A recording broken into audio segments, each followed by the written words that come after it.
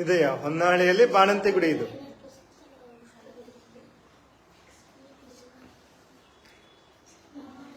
ಇದು ಮೂರ್ತಿ ಇದೆಯಲ್ಲ, ಇದು ಯಾವ ಮೂರ್ತಿ? ಆಂಜನೇಯನ ಮೂರ್ತಿ. ಸಾಮಾನ್ಯವಾಗಿ ಹನುಮಪ್ಪ ಊರ್ ಸುಟ್ರು ಊರಿಂದ ಹೊರಕೆ ಅಂತ ಹೇಳ್ತಾರೆ. ಯಾಕೆ ಹಾಗಂತಾರೆ? ಲಂಕೆ ಸುಟ್ಟಿದ್ದಕ್ಕೆ ಅವನು ಯಾಕೆ ಅಂತಾರ? ಲಂಕೆ ಸುಟ್ಟಿದ್ದಕ್ಕೆ ಹಂಗಂತಾರ? ಸಾಮಾನ್ಯವಾಗಿ ಹನುಮಪ್ಪ ಯಾವಾಗ್ಲೂ ಊರಿಂದ ಹೊರಗಡೆನೆ ಇರ್ತಾನೆ. ಊರಿಂದ ಹೊರಗಿರ್ತದೆ. ಊರ್ ಸುಟ್ಟು ಹನುಮಪ್ಪ ಯಾಕೆ ಹೊರಗಿರ್ತದೆ ಅಂತ ಹೇಳಿದ್ರೆ, ಅವನ ದೇವಸ್ಥಾನ ಊರಿಂದ ಹೊರಗಿರ್ತದೆ ಅಂತೇಳಿ. ದೇವಸ್ಥಾನ ಊರಿಂದ ಹೊರಗಡೆ ಇರುತ್ತೆ ಅಂತ, ಊರಲ್ಲಿರಲ್ಲ ಅಂತ. ಊರಿಂದ ಇದು ಅಷ್ಟೇ. ಕೋಟೆ ಅಂತ ಹೇಳಿದ್ರೆ ಕೋಟೆಯಲ್ಲಿ ಸುಮಾರು ದೇವಸ್ಥಾನ ಇರ್ತವೆ, ಅದು ಇಲ್ಲಿಂದ ಊರಿಂದ ಹೊರಗಿದೆ. ಸೊ ಇದನ್ನ ಕಲ್ಲನ್ನು ಗಮನಿಸಿದ್ರೆ ಶೈನಿಂಗ್ ಇದೆ, ಎದ್ದಿದ್ದಾರೆ. ಜೊತೆಗೆ ಆ ಕಲ್ಲು ಏನಾಗುತ್ತೆ, ಹೊಳೆಯುತ್ತೆ. ಎಲ್ಲಾ ಕಲ್ಲುಗಳು ಸಾಮಾನ್ಯವಾಗಿ ಹೊಳೆಯೋದಿಲ್ಲ. ಈ ಕಲ್ಲು ಹೊಳೆಯುತ್ತೆ ಅಂತ ಹೇಳಿದ್ರೆ ಇದು ಒಂದು ವಿಶೇಷವಾಗಿರುವಂತ ಶಿಲೆಯಿಂದ ಮಾಡಿದ್ದಾರೆ. ಶಿಲೆ ಅಂದ್ರೆ ಕಲ್ಲು. ಯಾವ ಕಲ್ಲು ವಿಶೇಷವಾಗಿರೋ ಅಂತ ಹೇಳಿದ್ರೆ ಸಾಲಿಗ್ರಾಮ ಅಂತ ಹೇಳ್ತೀವಿ. ಸಾಲಿಗ್ರಾಮ ಕಲ್ಲು ಗೊತ್ತಲ್ಲ? ಸಾಲಿಗ್ರಾಮ ಸಿಗುವಂತಹ ಕಲ್ಲುಗಳಲ್ಲಿ ಮಾಡಿರುವಂತಹ ಮೂರ್ತಿ ವ್ಯಾಸರಾಯರು ನಿರ್ಮಾಣ ಮಾಡಿದ್ರು ಅಂತೇಳಿ ಒಂದು ಪ್ರತೀತಿ, ನಂಬಿಕೆ. ಅವರು ಸುಮಾರು 1000 ಎಷ್ಟು ಸರ್ ಮಾಡಿದ್ರು, 1000 ಹೆಚ್ಚು ವ್ಯಾಸರಾಯರು ವಿಗ್ರಹಗಳನ್ನು ನಿರ್ಮಾಣ ಮಾಡಬೇಕು ಅಂತೇಳಿ, ಆಂಜನೇಯರನ್ನು ನಿರ್ಮಾಣ ಮಾಡಬೇಕು. ಇದಕ್ಕೆ ಪ್ರಾಣ ದೇವರು ಅಂತ ಕರೀತಾರೆ. ಪ್ರಾಣ ಅಂತ ಹೇಳಿದ್ರೆ ವಾಯು, ಗಾಳಿ. ಪ್ರಾಣ ಅಂದ್ರೆ ಗಾಳಿ, ಅಂದ್ರೆ ಗಾಳಿಯಿಂದ ಹುಟ್ಟಿದ್ದು. ಗಾಳಿ ಎಷ್ಟು ಶಕ್ತಿ ಇರುತ್ತೆ ಆಂಜನೇಯಗೆ ಅಂತೇಳಿ. ಹನುಮಂತ ಅಂತ ಹೇಳಿದ್ರೆ ಗಾಳಿ ಇರುತ್ತೆ. ಪ್ರಾಣ ದೇವರು ಅಂತ ಅವನು ಪ್ರಾಣವನ್ನ ಕೊಡ್ತಾನೆ ಅಂತೇಳಿ. ಯಾರಿಗೆ ಪ್ರಾಣ ಕೊಡ್ತಾನೆ? ಲಕ್ಷ್ಮಣನಿಗೆ. ಲಕ್ಷ್ಮಣನಿಗೆ ಪ್ರಜ್ಞೆ ತಪ್ಪಿದಿರ್ತಾನೆ. ಅವಾಗ ಹೋಗಿ ಹಿಮಾಲಯದಿಂದ ಸಂಜೀವನಿ ಪರ್ವತವನ್ನು ವರ್ಗ ಮಾಡ್ತಾನೆ. ಹಾಗಾಗಿ ಪ್ರಾಣ ದೇವರು ಅಂತ ಕರಿತೀವಿ. ಪ್ರಾಣವನ್ನ ನೀಡಿದ್ದಂತ. ಇದಕ್ಕೆ ಯಾಕೆ ಬಾಣಂತಿ ಗುಡಿ ಅಂತ ಕರೀತಾರೆ ಅಂತ ಹೇಳ್ಬಿಡ್ತೀವಿ ನಾವು. ಆಮೇಲೆ ಮುಂದಕ್ಕೆ ಮಾಡಬೇಕು. ಸಾಮಾನ್ಯವಾಗಿ ಕೋಟೆಯಲ್ಲಿ ಸುತ್ತಮುತ್ತಲು ಅವಾಗಿನ ಕಾಲದಲ್ಲಿ ಜನ ವಾಸವಾಗಿರ್ತಾ ಇದ್ರು. ಬಾಣಂತಿ ಅಂದ್ರೆ ಗೊತ್ತಲ್ಲ? ಯಾರಿಗೆ ಬಾಣಂತಿ ಇರೋದು ಬಿಡ್ತೀವಿ ನಾವು? ಕಾಲದಲ್ಲಿ ಮಗು ಹುಟ್ಟಿದಂತಹ ತಾಯಿಯನ್ನ ಬಾಣಂತಿಯರು ಅಂತ ಕರಿತೀವಿ. ಅವ್ರಿಗೆ ಬಾಣಂತಿಯರು ಅಂತ ಕರಿತೀವಿ. ಮಗು ಹುಟ್ಟಿದ ನಂತರ ತಾಯಿಗೆ ಬಾಣಂತಿಯರು ಅಂತ ಹೇಳ್ತೀವಿ. ಆ ತಾಯಿಯವರು ಏನ್ ಮಾಡ್ತಾ ಇದ್ರು ಅಂದ್ರೆ, ಒಂದು ದೇವಸ್ಥಾನಕ್ಕೆ ಅವರಿಗೆ ಒಂದು ನಂಬಿಕೆ ಇರ್ತಿತ್ತು. ಮಗು ಹುಟ್ಟಿದ್ಮೇಲೆ 3 ತಿಂಗಳು 4 ತಿಂಗಳ ತನಕ ಮಗುನ್ ಮನೆಯಲ್ಲೇ ಇಟ್ಕೊಂಡಿರ್ತಿದ್ರು. ಬಾಣಂತಿಯರು ಹೊರಗೆ ಬರ್ತಾ ಇದ್ದಿಲ್ಲ, ಮಗುನ್ ಕರ್ಕೊಂಡು ಹೊರಗೆ ಬರ್ತಾ ಇದ್ದಿಲ್ಲ, ಒಳಗೆ ಇರ್ತಾ ಇದ್ರು. ಅವಾಗ ಒಂದು ಪ್ರತೀತಿ ಭಾಗದಲ್ಲಿರುವಂತರಿಗೆ ಈ ದೇವಸ್ಥಾನಕ್ಕೆ ಬಂದು ಹೋದ್ರೆ ಪ್ರಾಣ ದೇವರು ಅಂದ್ರೆ ದೇವರ ಒಂದು ಹನುಮಪ್ಪ ಇರೋದ್ರಿಂದ ಒಂದು ಶಕ್ತಿ ಸಿಗುತ್ತೆ, ಒಂದು ಚೈತನ್ಯ ಬರುತ್ತೆ ಅನ್ನುವಂತಹ ಒಂದು ನಂಬಿಕೆ ಇತ್ತು. ಆ ನಂಬಿಕೆನ ಇದಕ್ಕೆ ಏನ್ ಮಾಡ್ತಾ ಇದ್ರು, ಎಲ್ಲ ಮಹಿಳೆಯರು, ಸಾಮಾನ್ಯ ಬಾಣಂತಿಯರು ತನ್ನ ಬಾಣಂತಿ ಅಂದ್ರೆ ತವ್ರ ಮನೆ ಇರ್ತಾರೆ, ತವ್ರ ಮನೆಯಿಂದ ಗಂಡನ ಮನೆಗೆ ಹೋಗೋದಕ್ಕಿಂತ ಮುಂಚೆ ಇಲ್ಲಿ ಬಂದು ದೇವರಿಗೆ ಪ್ರದರ್ಶನ ಮಾಡಿ, ಇಲ್ಲಿಗೆ ದೇವರಿಗೆ ನಮಸ್ಕಾರ ಮಾಡಿ ಹೋದ್ರೆ ಒಳ್ಳೇದಾಗುತ್ತೆ ಅನ್ನುವಂತ ನಂಬಿಕೆ ಅವಾಗಿನಿಂದ ಈಗಲೂ ಇದೆ. ಈ ಕೋಟೆ ಭಾಗದಲ್ಲಿ ಗೊತ್ತಿದ್ದರೆಲ್ಲ ಮಾಡ್ತಾರೆ. ಯಾರಾದ್ರೂ ಗರ್ಭಿಣಿಯಾಗಿ ಮಗು ಜನಿಸಿ ಆದ್ಮೇಲೆ 3-4 ತಿಂಗಳಾದ್ಮೇಲೆ ಇಲ್ಲಿ ಬಂದು ಫಸ್ಟ್ ದೇವರಲ್ಲಿ ಪೂಜೆ ಮಾಡಿಸಿ ಇಲ್ಲಿಂದ ಮುಂದಕ್ಕೆ ಹೋಗೋದು ಸಾಮಾನ್ಯ. ಹಾಗಾಗಿ ಇದನ್ನ ಬಾಣಂತಿಯರ ಗುಡಿ ಅಂತ ಕರೀತಾರೆ. ಇನ್ನೊಂದು ವಿಶೇಷ ಏನಪ್ಪಾ ಅಂದ್ರೆ, ಈ ಬಾಣಂತಿಯರ ಗುಡಿಗೆ ನೀವು ಇಲ್ಲೆಲ್ಲ ಬರ್ತಿರಲ್ಲ, ಬಂದಾಗ ಸೂರ್ಯನ ಬೆಳಗ್ಗೆ ಪೂರ್ವ ದಿಕ್ಕಿದೆ. ಇದ್ಯಾವ್ದಿಕ್ಕು? ಇಲ್ಲಿಂದ ಈ ಭಾಗದಲ್ಲಿ ಬಿಸಿಲು ತುಂಬಾ ಚೆನ್ನಾಗಿ ಬೀಳ್ತಾ ಇರುತ್ತೆ. 3-4 ತಿಂಗಳು ಮನೆಗೆ ಬಿಟ್ಟೇ ಬಂದಿರೋದಿಲ್ಲ.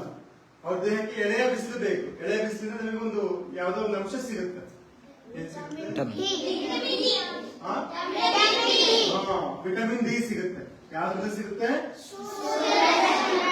ಬಿಸಿಲನ್ನ ಕಾಯಿಸ್ಕೊಂಡಾಗ ನಮ್ಮ ದೇಹದಲ್ಲಿ ವಿಟಮಿನ್ ಡಿ ಜನರೇಟ್ ಆಗುತ್ತೆ. ಅದಕ್ಕೋಸ್ಕರ ನಾವು ಬಿಸಿಲು ಕಾಯಿಗೆ ಬಿಸಿಲಲ್ಲಿ ಆಟ ಆಡ್ರಿ ಅಂತ ಹೇಳ್ತೀವಿ.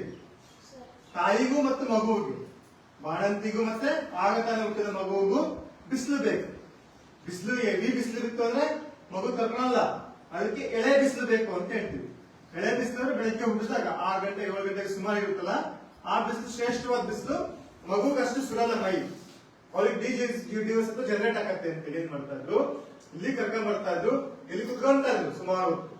ಕುತ್ಕೊಂಡಾಗ ಆ ಬಿಸಿಲು ಅವ್ರ ಮೇಲೆ ಬೀಳ್ತಿತ್ತು, ಅದು ಹಾಗೆ ಮಗು ಮೇಲೆ ಬೀಳ್ತಾ ಇತ್ತು. ಅವಾಗ ಆ ಮಗುವಲ್ಲಿ ಡಿ ಜೀವಸತ್ವ ಏನಾಗ್ತಾ ಇತ್ತು, ಜನರೇಟ್ ಆಗ್ತಾ ಇತ್ತು. ರಿಕೆಟ್ಸ್, ಡಿ ಜೀವಸತ್ವ ಬರ್ತಾ ಇದ್ರೆ ರಿಕೆಟ್ಸ್ ಅಂತ ಕಾಯಿಲೆ ಬರುತ್ತೆ. ಆ ರಿಕೆಟ್ಸ್ ಕಾಯಿಲೆ ಬಾಳದ ಹಾಗೆ ಅಂದ್ರೆ ಮೆದುಮೂಳೆ ರೋಗ ಅಂತೇಳಿ, ಮೂಳೆಗಳೆಲ್ಲ ಮೆತ್ತವಾಗಿರ್ತವೆ ಅಂತೇಳಿ ಆ ಕಾಯಿಲೆ ಬಂತಂದ್ರೆ. ಸ್ಟ್ರಾಂಗ್ ಇರಲ್ಲ, ಪುಡ್ಪುಡಿ ಆಗ್ತದೆ. ನಿಮ್ಗೆ ಬಿದ್ದ ತಕ್ಷಣ ಕಾಲ ಪುಡ್ಪುಡಿ ಹಾಕಿದ್ರೆ ನಿಮಗೆ ಮೂಳೆಗಳಲ್ಲಿ ಸ್ಟ್ರಾಂಗ್ ಇಲ್ಲ ಅಂತೇಳಿ. ಆ ಸ್ಟ್ರಾಂಗ್ ಆಗ್ಬೇಕು ಅಂದ್ರೆ ನಿಮಗೆ ಸೂರ್ಯನ ಬಿಸಿಲು ಬೇಕೇ ಬೇಕು. ಸೂರ್ಯನ ಬಿಸಿಲು ಪಡ್ಕೊಂಡೇಬೇಕು. ದಿನ ಒಂದ್ ಅರ್ಧ ಗಂಟೆ 1 ಗಂಟೆ ನಾವು ಬಿಸಿಲಲ್ಲಿ ಇರಲೇಬೇಕು. ಅದಕ್ಕೆ ಆಟ ಆಡ್ರಿ, ಬಿಸಿಲಿಗೆ ಹೋಗ್ರಿ ಅಂತ ಹೇಳಿದ್ ನಾವು. ನೀವು ಬಿಸಿಲಿಗೆ ಹೋಗಲ್ಲ ಅಲ್ವಾ? ಆ ವಿಶೇಷತೆಯನ್ನ ಸಾರುವುದಕ್ಕೋಸ್ಕರ ಅವತ್ತಿನ ಕಾಲದಲ್ಲಿ ಈ ದೇವಸ್ಥಾನದ ಮೂಲಕ ಅವ್ರಿಗೆ ಸಂದೇಶವನ್ನು ಕೊಡ್ತಾರೆ, ಮಾಹಿತಿಯನ್ನು ಕೊಡ್ತಾರೆ. ನೀವು ದೇವರು ಅಂತ ಹೇಳಿದ್ರೆ ಜನಕ್ಕೆ ಭಕ್ತಿ ಜಾಸ್ತಿ, ಅವ್ರ ಮಾತು ಕೇಳೋದು ಜಾಸ್ತಿ. ಹಾಗಾಗಿ ದೇವಸ್ಥಾನಗಳ ಮೂಲಕ ಶಿಕ್ಷಣವನ್ನು ಕೊಡ್ತಾರೆ. ಅದ್ರ ಮೂಲಕ ದೇವಸ್ಥಾನಗಳಿದ್ದದೇ ಶಿಕ್ಷಣ ಕೇಂದ್ರಗಳಾಗಿ ಹಾಗೆ ಶಿಕ್ಷಣವನ್ನು ಕೊಟ್ಟು ಎಜುಕೇಟೆಡ್ ಆಗ್ತಾ ಉನ್ನತ ಸ್ಥಾನಗಳಿಗೆ ಹೋಗ್ತಾ ಇದ್ರು, ಆರೋಗ್ಯವಾಗಿರ್ತಾ ಇದ್ರು. ಹಂಗಾಗಿ ಇದನ್ನ ಎಂತಹ ಗುಡಿ ಅಂತ ಕರಿತೀವಿ? ಬಾಣಂತಿ ಗುಡಿ. ಬಾಣಂತಿ ಗುಡಿ ಅಂತೇಳಿ. ಬಾಣಂತಿ ಗುಡಿ ಅಂತೇಳಿ ನನಗೂ ಗೊತ್ತಿಲ್ಲ ಬಾಣಂತಿ ಗುಡಿ ಅಂದ್ರೆ ಏನು ಅಂತೇಳಿ. ನಮ್ಮ ಶಾಲೆಯಲ್ಲಿ ನಮ್ಮ ಸೆಕ್ರೆಟರಿ ಸರ್ ಇರೋದಿಲ್ಲ, ಯಾರು?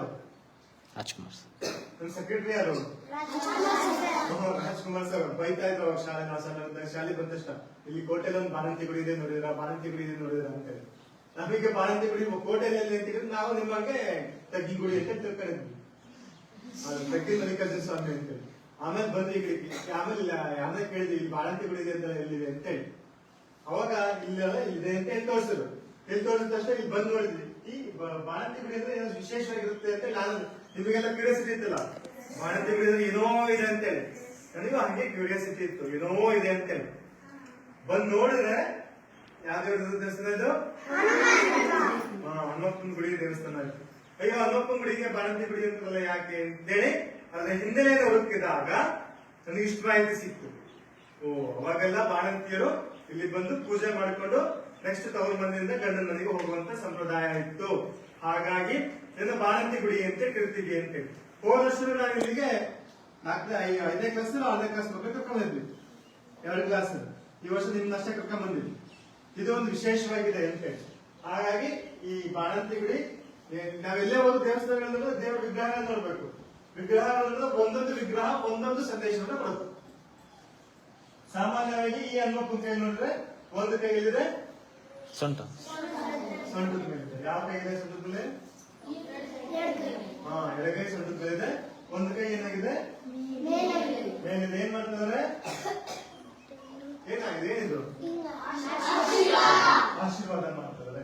ಆ ಒಂದು ಕಾಲನ ಮುಂದಕ್ಕೆ ಇಟ್ಟಿದ್ದಾರೆ, ಇನ್ನೊಂದು ಕಾಲ ಹಿಂದಕ್ಕಿದೆ. ಕಾಲ ಕಾಲಕ್ಕೆ ಒಬ್ರು ಯಾರೋ ಬಿದ್ದಿದ್ದಾರೆ, ಕಾಣಿಸುತ್ತದ? ಗಮನಿಸ್ಬೇಕು. ಹಾಗೆ ಅದಕ್ಕೆ ಬಾಲವನ್ನ ಗಮನಿಸಿ, ಬಾಲಕ್ಕೆ ಏನೋ ಗಂಟೆ ಕಟ್ಟಿದ್ದಾರೆ, ಗಂಟೆ ಕಟ್ಟಿದ್ದಾರೆ. ಹೀಗೆ ಒಬ್ಬೊಬ್ಬರು ಒಂದೊಂದು ಸಂದೇಶವನ್ನು ಸಿಗುತ್ತೆ. ಈ ಗಂಟೆ ಕಟ್ಟಿರೋ ದೇವಸ್ಥಾನಗಳು ಎಲ್ಲೇ ಕಂಡ್ರು ಅದನ್ನ ವ್ಯಾಸರಾಯ ನಿರ್ಮಾಣ ಮಾಡಿದ್ದು ಅಂತ ಹೇಳಿ ನಂಬಿಕೆ. ಈಗ ಯಾವುದೇ ದೇವಸ್ಥಾನಕ್ಕೆ ಹೋಗಿ ಬಾಲಕ್ಕೆ ಗಂಟೆ ಇತ್ತಂದ್ರೆ ಆ ದೇವಸ್ಥಾನಗಳನ್ನ ಯಾಕೆ ವ್ಯಾಸರಾಯ ನಿರ್ಮಾಣ ಮಾಡಿದ್ದು. ಬಹಳ ಕಡೆಗೆ ಆ ದೇವರುಗಳ ಅವೇ ಉದ್ಭವ ಆಗಿರ್ತದೆ. ಆ ಮೂರ್ತಿಗಳು ನೋಡ್ಬೇಕೆ ಭೂಮಿ ಒಳಗಡೆ ತೆಗಿನ ಗುಡಿ ಉದ್ಭವ ಆಗಿರೋದಲ್ಲ, ಅದು ಸಹ ಕೆತ್ತಿದ್ದಾರೆ.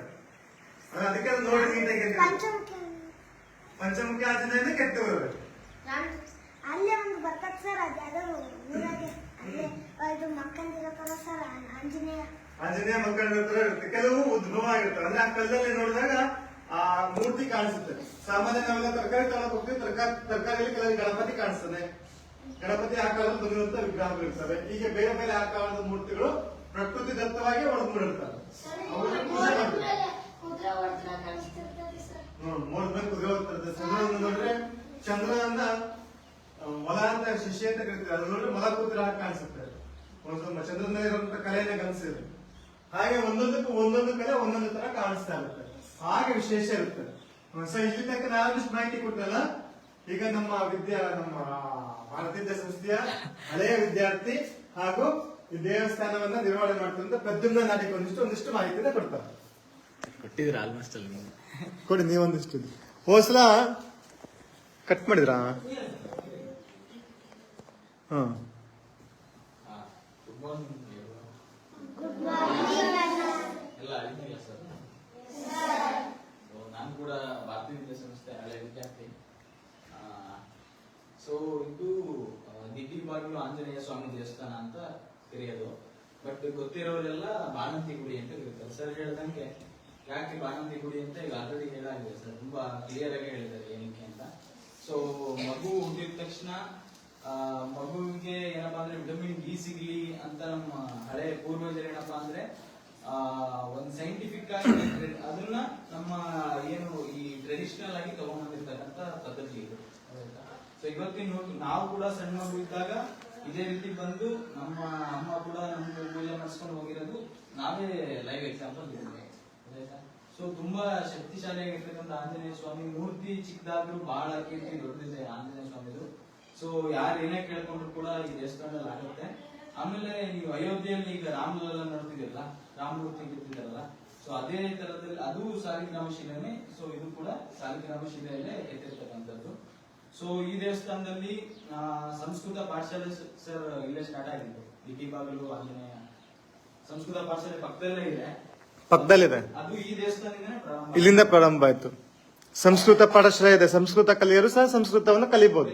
ಅದು ದಿಡ್ಡಿ ಬಾಗಿಲು ಸಂಸ್ಕೃತ ಪಾಠಶಾಲೆ ಅಂತಾನೆ, ಅದು ಇಲ್ಲಿಂದನೇ ಪ್ರಾರಂಭ ಆಗಿರೋದು. ಆಮೇಲೆ ದೊಡ್ಡ ದೊಡ್ಡ ಯತಿಗಳು ಎಲ್ಲ ದೊಡ್ಡ ದೊಡ್ಡ ಸ್ವಾಮೀಜಿಗಳು ಬಂದು ಈ ದೇವಸ್ಥಾನದಲ್ಲಿ ಪೂಜೆ ಮಾಡಿದ್ದಾರೆ, ಇನ್ನೂ ಪವಿತ್ರ ಹೆಚ್ಚಿಸಿದ್ದಾರೆ. ಸೊ ನಿಮ್ಮ ಕುಟುಂಬದಲ್ಲಿ ಯಾರ ಬಾಣಂತಿಯರಿದ್ರೆ, ನವಜಾತ ಶಿಶುಗಳು ಹುಟ್ಟಿದ್ರೆ ಸೊ ಕರ್ಕೊಂಬನ್ನಿ, ಪೂಜೆ ಮಾಡೋಣ, ಅವ್ರಿಗೂ ಒಳ್ಳೇದಾಗಲಿ.